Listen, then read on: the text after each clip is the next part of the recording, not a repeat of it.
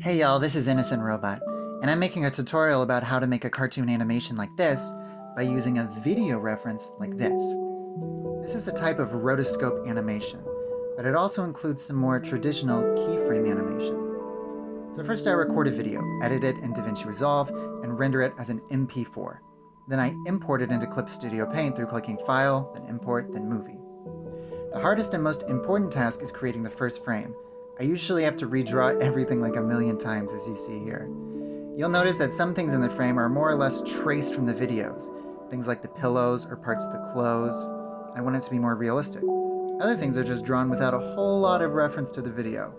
Even if I'm drawing in an exaggerated anime cartoon style, I can still use the video as a reference for animating. I try to take note. Where are the eyes and nose and hairline in comparison to the live-action video? Then, as the person in the video moves, I can still follow along with their movements even if I'm not tracing.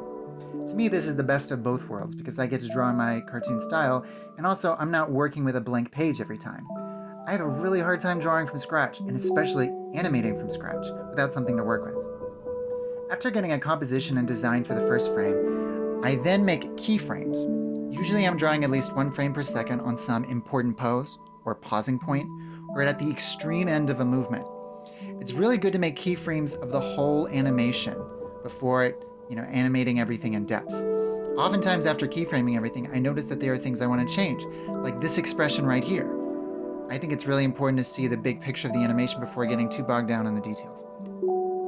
Then I start adding in the other frames. I find that I'll definitely follow the video reference for some of the frames. Once I start getting into the last in-betweens, I will just use the frames before and after as references, drawing in between the lines on the onion skin. I think that if you trace and rotoscope every single frame, it gets kind of chaotic and bouncy, and you miss out on that smooth and consistent animation.